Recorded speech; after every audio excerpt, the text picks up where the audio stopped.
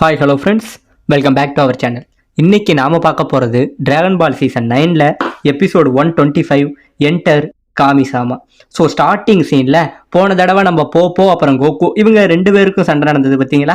இந்த சண்டையில் நம்ம கோகுவால் ஜெயிக்கவே முடியல. உடனே நம்ம போப்போ என்ன சொல்றாரு, சரி தம்பி ஒழுங்கா நீ வீட்டுக்கு போக வேண்டிய நேரம், இங்க இருந்து உன் நேரத்தை வீணாக்காத அப்படின்னு சொல்ல நம்ம கோகு என்ன சொல்றாரு, அவ்வளவு சீக்கிரம் நான் என்னோட தோல்வியை ஒத்துக்க மாட்டேன் அப்படின்னு சொல்லி நம்ம கோகு போட்டு சரமாரியா அவர் அடிக்கிறாருங்க. இப்படியே போட்டு எல்லா அடிகளும் அடிக்க வர நம்ம போப்போ கொஞ்சம் கூட கஷ்டப்படாம எல்லா அடிகளுமே டாச் பண்றாரு. இப்படியே டாச் பண்ணிக்கிட்டு நம்ம திருப்பி நம்ம கோகுவை தாங்க போட்டு அடிக்கிறாரு. நம்ம கோகு பயங்கரமா அடி வாங்குறாரு. இப்படியே அடி வாங்கின நம்ம கோகு சொல்றாரு, வாய்ப்பே இல்லை, நான் உலகத்துல மிகப்பெரிய பலசாலி பிக்கலோன்னு தான் நினைச்சேன், ஆனா அவனை தாண்டின பலசாலி இன்னும் நிறைய பேர் இருக்கீங்க, உங்களை ஜெயிக்கவே முடியல, உங்களோட வேகத்துக்கு என்னால ஈடு கொடுக்கவே முடியல அப்படின்னு சொல்லி கோகு இந்த இடத்துல ஒத்துக்கவும் செய்யறாங்க. நம்ம போப்போ என்ன சொல்றாரு, ஒரு வழியா நீ புரிஞ்சுக்கிட்ட, இங்க இருந்தீனா நீ எப்படியும் எதையுமே கத்துக்க முடியாது, என்ன உன்னால ஜெயிக்கவும் முடியாது, ஒழுங்கா இந்த இடத்த விட்டு கிளம்பு அப்படின்னு சொல்ல நம்ம கோகு இப்பயும் என்ன சொல்றான், என்னால இப்படி பாதியில விட்டுட்டு போக முடியாது, என்னோட ஃப்ரெண்ட்ஸ், என்னோட மாஸ்டர், என்னோட மக்கள் நிறைய பேர் இறந்திருக்காங்க, அவங்க எல்லாரையும் மறுபடியும் உயிரோட கொண்டுட்டு வந்ததுக்கு அப்புறம் தான் இந்த இடத்த விட்டு போவான், அவங்களை எப்படியாச்சும் நான் உயிரோட கொண்டுகிட்டு வருவேன் அப்படின்னு சொல்ல நம்ம போப்போ என்ன சொல்றாரு, பரவாயில்ல நீ என்னதான் சின்ன பையனா இருந்தாலும் உன்னோட மனசு எனக்கு ரொம்ப பிடிச்சிருக்குன்னு உடனே கோகு என்ன சொல்றாரு, சரி எனக்கு கொஞ்சம் ட்ரைனிங் பத்தல, நான் கொஞ்சம் இங்க வார்ம் அப் மாதிரி எடுத்துட்டு வரேன், அதுக்கப்புறம் என்னால உங்களை ஈஸியா தோக்கடிக்க முடியும் அப்படிங்கிற மாதிரி அவர் பேசிக்கிட்டு இங்கே இருந்து அந்த இடத்த முழுக்க வேகமா ஓடி ட்ரைனிங் எடுத்துக்கிட்டு இருக்காருங்க. இப்ப இந்த பக்கம் நம்ம புல்மா டீமை காட்டுறாங்க. இவங்க என்ன பேசிக்கிட்டு இருக்காங்க, கோகு வேற போனா என்ன ஆக போதோ என்னன்னு தெரியல, யாரோ காமியை பார்க்க போறதா சொன்னா, அவரை பார்த்தா நம்ம மக்கள் எல்லாரையும் மறுபடியும் கொண்டுகிட்டு வர முடியுங்கிற மாதிரி சொன்னா, உண்மையிலேயே இந்த காமி யாரு, அவர் மனுஷனா இல்ல மிருகமா, அவர் நல்லவரா கெட்டவரா, உண்மையிலே கோகுவால நம்ம மக்கள் எல்லாரையும் மறுபடியும் கொண்டுகிட்டு வர முடியுமா, அவரை ஃபர்ஸ்ட் பார்க்க தான் முடியுமாங்கிற மாதிரி இவங்க எல்லாருமே நம்ம கோகுவை பத்தி பேசிக்கிட்டு இருக்க. இந்த பக்கம் நம்ம டியான் இருக்கான் பாத்தீங்களா, அவன் பயங்கரமா ட்ரைனிங் எடுத்துக்கிட்டு இருக்காங்க. அதாவது போன தடவை நம்ம கோகு பார்க்கும்போது பயங்கரமான ஸ்ட்ராங் ஆயிட்டான், அதனால அடுத்த போட்டியில எப்படியாச்சும் நான் தான் ஜெயிக்கணும், கோகு ஒன்னு ஜெயிக்கவே விட மாட்டேன்னு சொல்லி கோகுவை நினைச்சுக்கிட்டு கடுமையா பயிற்சி எடுத்துக்கிட்டு இருக்காங்க.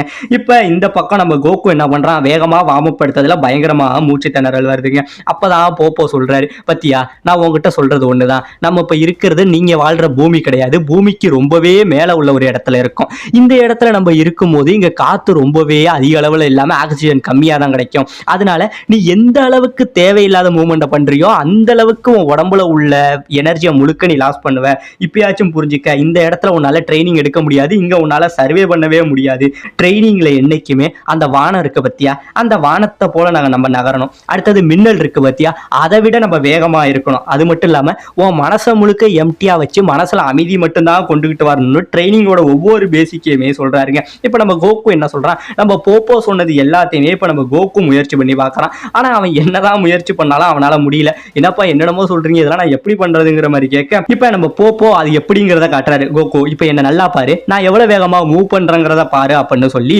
ஒரு கண்ணிமைக்கிற நேரத்துல டக்குன்னு மின்னலை விட வேகமா மாறி நம்ம கோகுக்கு பின்னாடி வேறாருங்க.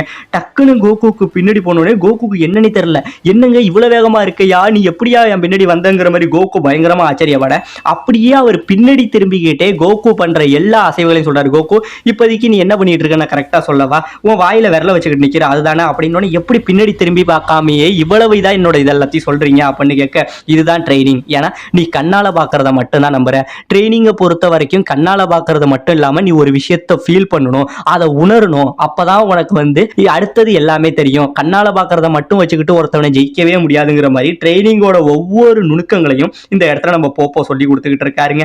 இப்படியே சொல்லி கொடுத்துக்கிட்டு இருக்க, பரவாயில்ல நான் பார்த்ததில் நீங்க தான் மிகப்பெரிய பலசாலி, உங்களை அடிச்சுக்க ஆளே இல்லைங்கிற மாதிரி கோகு சொல்ல, இல்ல எனக்கு இவ்வளவு வித்தைகளை கத்துக் கொடுத்தது என்னோட மாஸ்டர் காமி தான், அவர் தான் எனக்கு எல்லாத்தையும் கத்துக் கொடுத்தாருன்னு நம்ம கோகுக்கு பயங்கர ஹாப்பி. என்னது காமியா, அப்ப உங்களை விட பலசாலி அவரா அப்படின்னு, ஆமா இந்த உலகத்தை கிரியேட் பண்ணதே அவர் தான், அப்ப அவர்கிட்ட பலம் இல்லாமையா இருக்கும் அப்படிங்கிற மாதிரி சொல்ல நம்ம கோகுக்கு பயங்கரமான ஹாப்பி. பரவாயில்ல நான் நிறைய ஸ்ட்ராங்கானவங்க கூட தான் இனிமே சண்டை போட போறேன், அவங்க கூட தான் நான் டிராவல் பண்ண போறேன்னு கோகு செம ஹாப்பியில இருக்காங்க.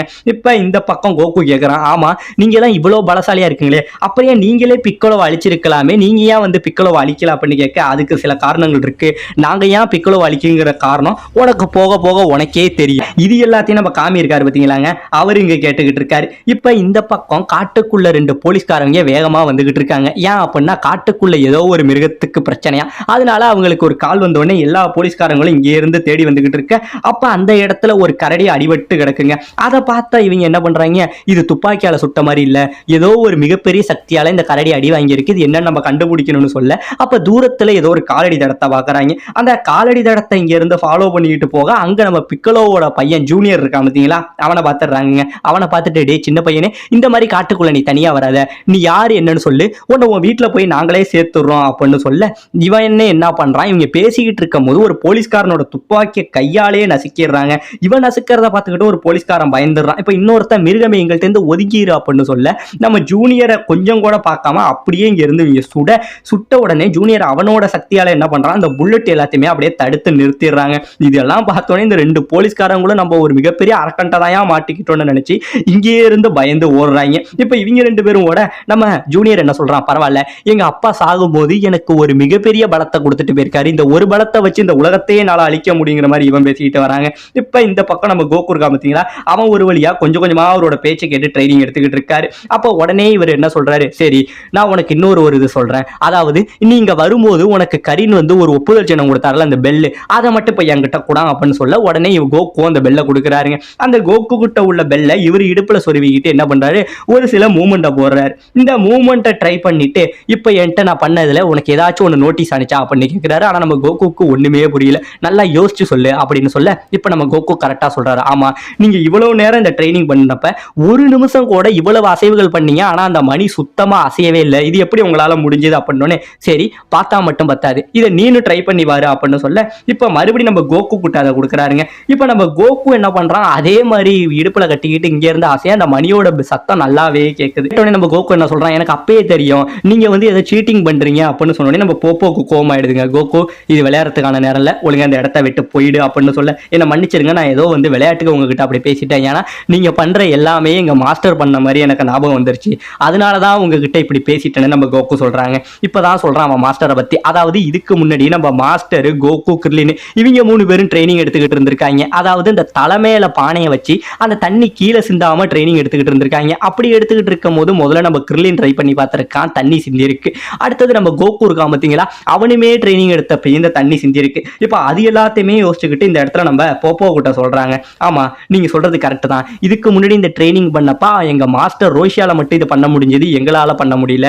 இப்பதான் எனக்கு அர்த்தம் புரியுது, நான் எப்பயெல்லாம் நான் தேவையில்லாத மூவ்மெண்ட் எடுக்கிறனோ அப்பயெல்லாம் இந்த சத்தமும் கேட்குது, அங்க தண்ணியும் வழிஞ்சிருக்கு, அதனால என்னோட தேவையில்லாத அசைவுகள் எல்லாத்தையுமே நான் குறைச்சுக்கணுங்கிற அந்த பேட்டில் ஐக்கியம் இந்த இடத்துல கோகு யோசிச்சு சொல்றாருங்க. இதை ஒத்துக்கிட்டோன்னே கொஞ்சம் நம்ம போப்போவுக்கு பிடிச்சும் போயிடுது. இது பரவாயில்ல, இதை தெரிஞ்சுக்கிட்டா மட்டும் பத்தாது, இதை நீ கத்துக்கணும், ஆனா இதை நீ கத்துக்கிறதுக்கு இன்னும் எத்தனை வருஷம் ஆகுமோ தெரியல, அப்படியே பல வருஷம் ட்ரைனிங் ஆனாலும் நீ அதை கத்துப்பியாங்கிறதும் தெரியல, என்ன ஆகும் அது காலத்துக்கு தான் தெரியும் அப்படின்னு சொல்ல நீங்க என்ன சொன்னாலும் பரவாயில்ல, நான் எப்படியாச்சும் ட்ரைனிங் எடுத்து இதை கத்துப்பேன்னு கோகு அப்படியே சொல்ல இப்ப தூரத்துல ஒரு சத்தம் கேட்குது, நான் நினைச்ச மாதிரியே இருக்கு சின்ன பையனே, உன்னோட அந்த மனசுதான் எனக்கு பிடிச்சிருக்குங்கிற ஒரு சத்தம் கேட்குது.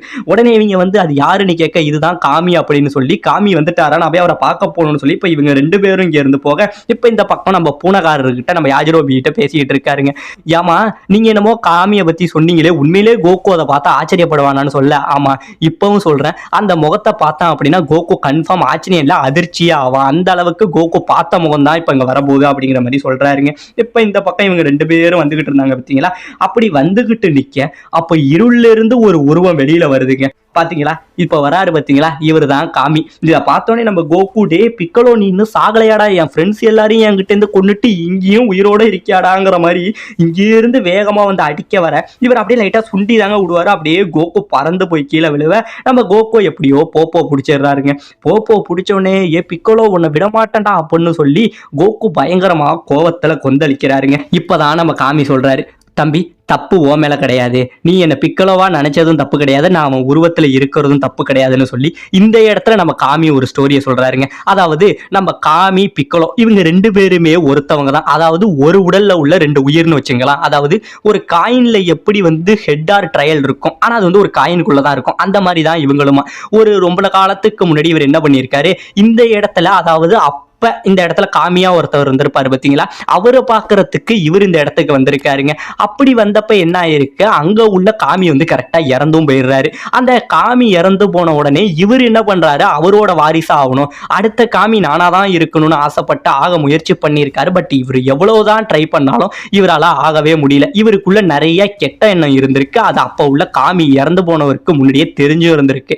அதனால இவரால் ஆகவே முடியல. அதனால அவர் இங்கேயே தங்கி பல ட்ரைனிங் பண்ணியிருக்காருங்க. அப்படியெல்லாம் ட்ரைனிங் பண்ணி அவர் உடம்புல உள்ள அந்த கெட்டது இருக்கு பார்த்தீங்களா, அதை மட்டும் தனியா பிரிச்சு பூமிக்கு அனுப்பிட்டு இவரோட நல்ல மனசோட இவர் இங்க இருந்து காமியாயிருக்காரு. அந்த கெட்டது பூமிக்கு போனது பார்த்தீங்களா, அந்த கெட்டது எடுத்த உருவம் தான் பிக்கலோங்கிறது. இவர் இங்க காமியா கடவுளா எல்லாரையும் காப்பாத்தினாரு. இவருக்குள்ள இருந்து பிரிஞ்ச அந்த கெட்டது பிக்கலோ தான் வந்து மக்கள் எல்லாருமே கொடுமைப்படுத்தி இருக்கு. அப்படிங்கிற எல்லா கதையுமே இந்த இடத்துல நம்ம கோகு கிட்ட சொல்ல இப்பதான் நம்ம கோகு கொஞ்சம் கொஞ்சமா புரிஞ்சுக்கிறாரு. அது மட்டும் கிடையாம நம்ம காமி கோகுக்கு நன்றி சொல்றாரு. பரவாயில்ல கோகோ, நான் உனக்கு ரொம்பவே நன்றி கடன் பட்டிருக்கேன். ஏன்னா எனக்காக என்னோட கெட்ட சக்தியான பிக்கோலோவை நீ அழிச்சிருக்க, அதுக்கு நான் உனக்கு ரொம்பவே நன்றி கடன் பட்டிருக்கேன். நீ இங்கேயே தங்கிக்க, நீ இங்கேயே தங்கி எத்தனை நாள் வேணாலும் ட்ரைனிங் எடுக்கலாம் அப்படிங்கிற மாதிரி நம்ம காமி இந்த இடத்துல சொல்ல இப்ப கோகு பயங்கரமான ஹாப்பியா வராருங்க. இப்ப நம்ம காமி சொல்றாரு, ஆனா நீ என்னதான் இங்க இருந்தாலும் உன்னோட ஃப்ரெண்ட்ஸானவங்க மாஸ்டரு, கிர்லின், சாவ்சோ, அப்புறம் உன்னோட இறந்த மக்கள் இவங்க யாரையும் என்னால கொண்டுகிட்டு வர முடியாது.